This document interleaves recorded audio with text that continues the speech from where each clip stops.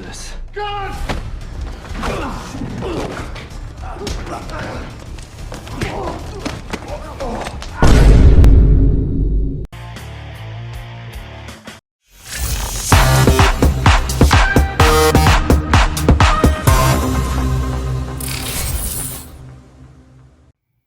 Film diawali dengan diperlihatkannya seorang mafia Rusia bernama Nikolai. Terlihat Nikolai yang sedang berada di sebuah tempat pembuatan kapal miliknya untuk menutupi semua bisnis kotornya. Stop drinking coffee, go back to work! Нет, ты что, не понял, что ли, а? Тебе что, нужны проблемы, что ли? Мне, сука, кровью харкать будешь, ты понял, да?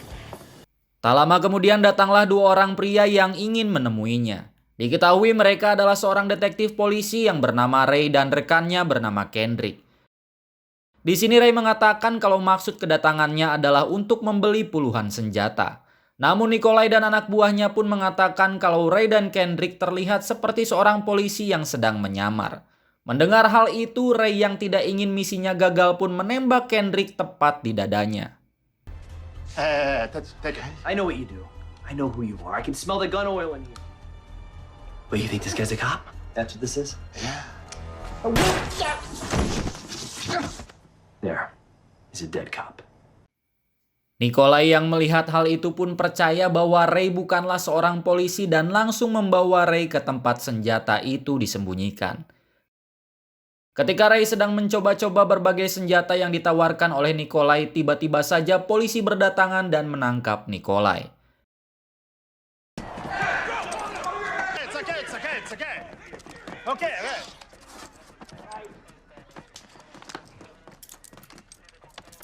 Tak lama kemudian Kendrick pun datang dan langsung saja menghajar Ray karena tembakan yang hampir saja membuat Kendrick terbunuh. You know how goddamn close this came to missing my vest? He knew you were a cop. Relax. If you missed my vest, you could have killed me. You should be in the back of that van, man. Keesokan harinya diperlihatkan Ray yang sedang mendengarkan ceramah dari atasannya. Diketahui atasannya itu bernama Frank Cronin. Di sini Cronin menegur karena Ray sudah 6 kali berganti partner dalam 2 tahun. Dan Kendrick partnernya yang kemarin pun sudah tidak ingin lagi bersama dengan Ray. Kendrick trauma karena hampir mati ditembak oleh Ray. Tak lama kemudian datanglah seorang wanita yang bernama Julia Baker. Julia pun sudah mengetahui permasalahan Ray dan ia mengatakan kalau Ray akan dibebas tugaskan dan tidak menerima gaji selama 30 hari. Mendengar hal itu, Ray pun mencoba untuk membela dirinya. Dan ternyata hal itu pun tidak berpengaruh apa-apa.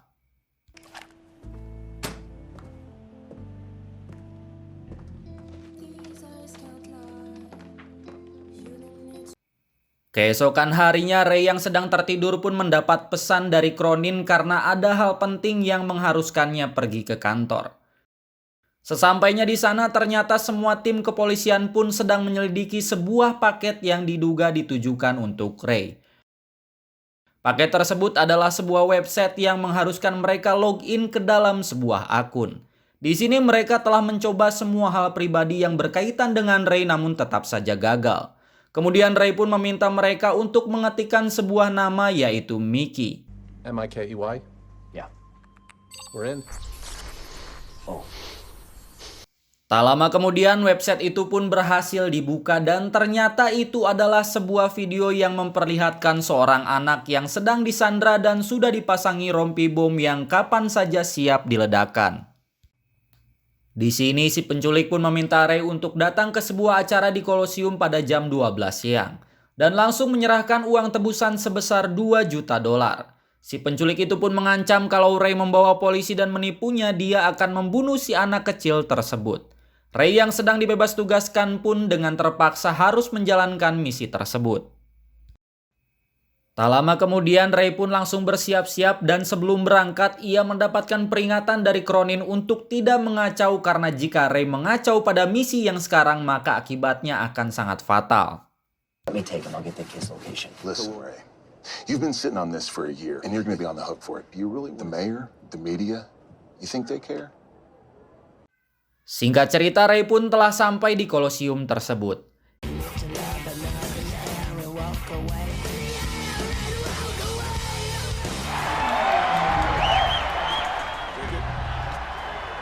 Ia pun langsung saja menuju ke tempat kursinya berada.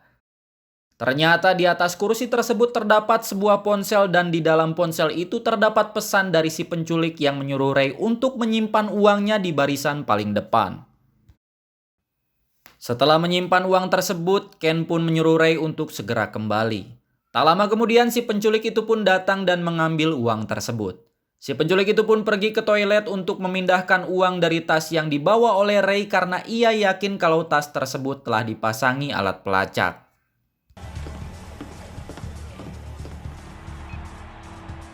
Switch bags. Di sisi lain, Cronin menyuruh anak buahnya untuk bersiap menangkap si penculik dan Ray diminta oleh Cronin untuk tetap diam agar Ray tidak mengacau. Ketika salah satu anak buah Cronin akan menangkap si penculik, tiba-tiba saja Ray yang melihat rekannya dihabisi pun langsung saja mengejar si penculik.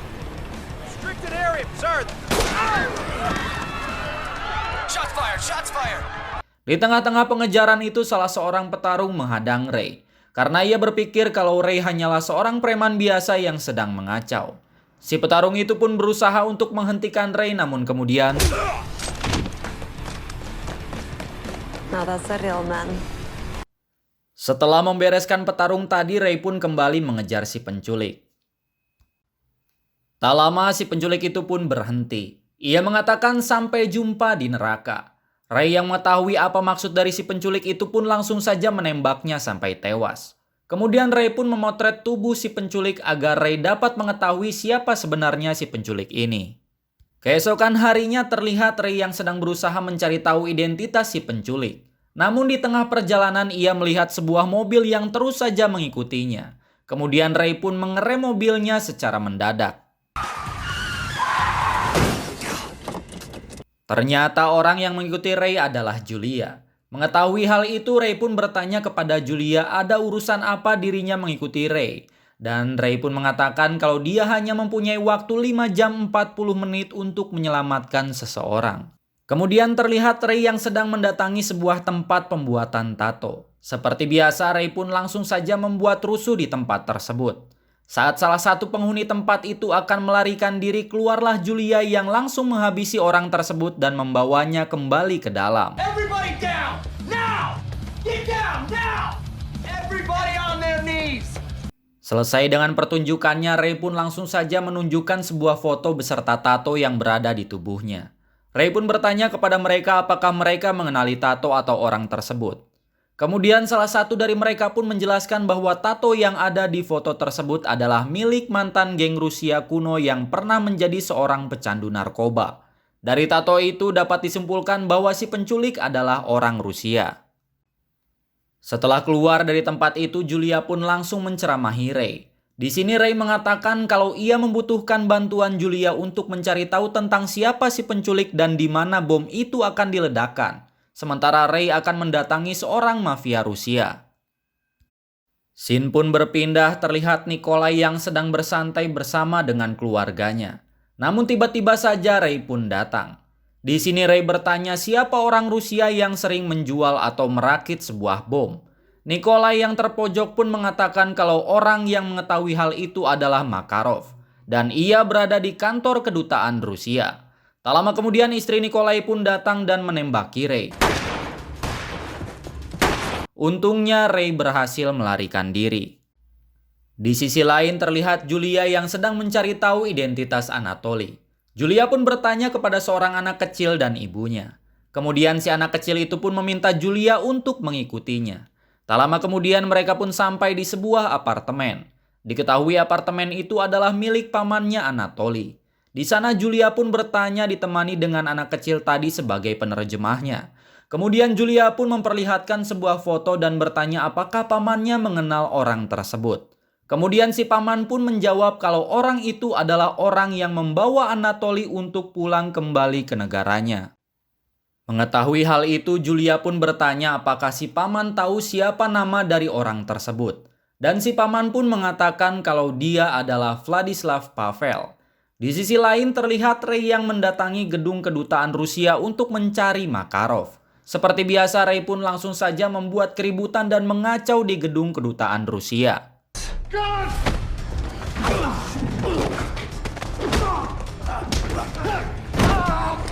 Markov. Tak lama kemudian Ray pun menemukan Makarov. Ray pun langsung menyiksa Makarov agar Makarov mengatakan siapa pembuat bom tersebut. Karena merasa dirinya tidak akan selamat, Makarov pun mengatakan kepada Ray untuk mendatangi Slava si pembuat bom tersebut. Makarov pun mengatakan kalau Slava tinggal di Fremont. Setelah mengetahui hal tersebut, Ray pun menyandra Makarov agar dirinya bisa segera keluar. Setelah berhasil keluar, Ray pun mendapat telepon dari Julia yang meminta Ray untuk segera menemuinya. Setelah bertemu, Julia pun langsung mengatakan kalau ia sudah mengetahui kalau si penculik itu bernama Pavel. Kemudian Julia pun mengajak Ray untuk mengecek tempat tinggal Pavel karena Pavel tinggal di sebuah apartemen yang tepat berada di atas apartemen milik paman Anatoly. Well, that's his room.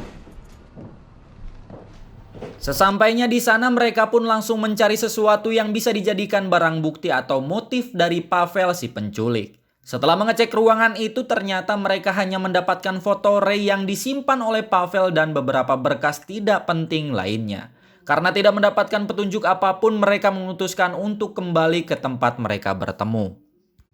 Sesampainya di sana, mereka berdua pun langsung pergi ke tempat di mana Slava berada. Di tengah perjalanan, Ray mencoba mencari jejak kriminal Pavel, namun nihil, tidak ada jejak kriminal dengan nama Pavel. Kemudian Julia menyuruh Ray untuk mengirimkan identitas Pavel kepada rekannya. She can access all of our databases. Let me get it. Check and find out whatever happened to Pavel's application for amnesty. Tak lama mereka pun sampai di rumah Slava. Setelah bertemu dengan Slava, mereka pun langsung bertanya bagaimana cara menghentikan bom tersebut. Karena merasa terancam, Slava pun memberitahu cara menghentikan bomnya. Saat Ray dan Julia baru saja keluar dari tempat tersebut, tiba-tiba saja para polisi datang dan menangkap Ray. How you doing, Ray? Calls. I'm kind of busy. Cut the crap. I'll call him later. Hey, he wants... There's no answer.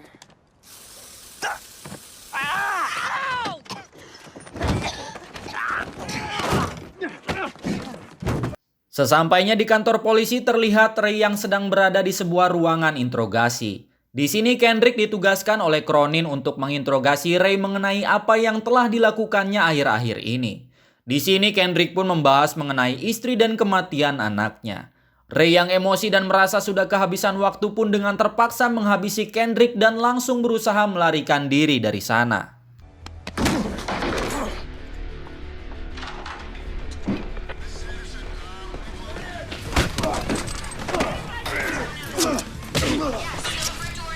Di sisi lain terlihat Julia yang berhasil mendapatkan info mengenai Pavel yang pernah bekerja di sebuah pabrik kayu.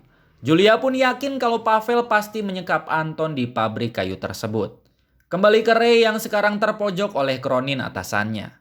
Walaupun dalam keadaan terpojok, Ray tidak kehilangan akal untuk melarikan diri. You had your chance.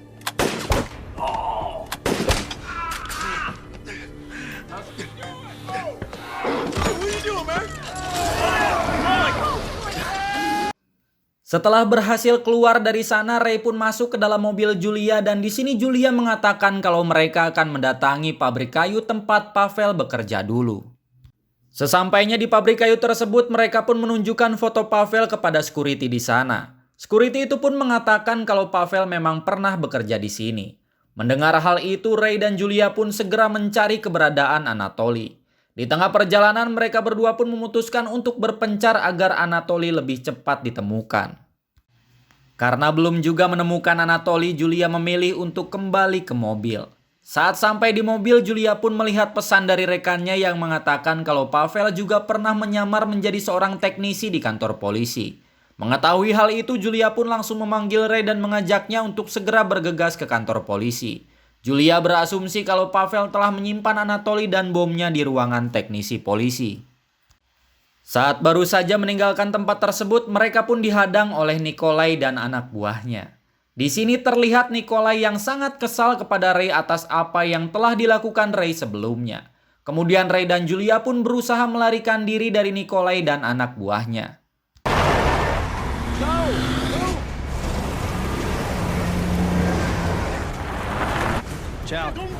Быстрее не можешь, что ли? Не упускай их. turn. Namun sayangnya usaha mereka pun sia-sia. Mereka pun tetap tertangkap oleh Nikolai dan anak buahnya. Kemudian Ray dan Julia pun dimasukkan ke dalam mobil dan dibawa pergi oleh mereka. Namun saat di perjalanan seperti biasa, Ray membuat kekacauan dan menghabisi semua anak buah Nikolai di dalam mobil itu. Sayangnya Nikolai berhasil keluar dan masuk ke mobil yang lain.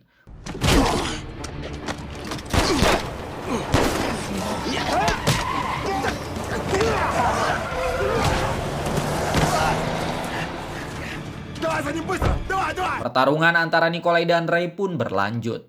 Saat aksi tembak-tembakan itu terjadi, Nikolai tidak sengaja menjatuhkan granat di dalam mobilnya sendiri dan kemudian Dramatic. singkat cerita, Ray dan Julia pun telah sampai di kantor polisi dan langsung bergegas menuju ke ruangan teknisi yang berada di bawah tanah. Mereka pun berpencar agar bisa dengan cepat menemukan Anatoly dan juga bomnya. Tak lama kemudian Ray pun berhasil menemukan Anatoly. Ray pun segera memanggil Julia dan langsung membawa Anatoly ke dalam ruangan khusus. Di sana mereka pun meminta semua orang untuk segera keluar. Everybody out! Everybody out! Move! Go, get out of the way. Get out of the building. Let's go. Let's go. Come on. Di sana Ray menyuruh Julia dan satu petugas untuk meninggalkannya. Kemudian Ray pun berusaha untuk melepaskan rompi bom yang masih menempel di tubuh Anatoly.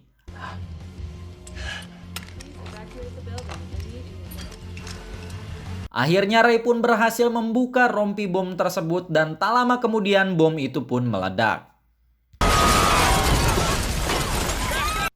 Kemudian terlihat Ray dan Anatoly yang berhasil keluar dengan selamat. Di sini Cronin pun sangat berterima kasih kepada Ray karena telah menyelamatkan semua orang yang ada di kantor tersebut. Ray yang melihat Kendrick pun langsung saja meninjunya karena telah menangkap Ray dan menyinggung keluarganya di ruangan interogasi. Dan film pun berakhir.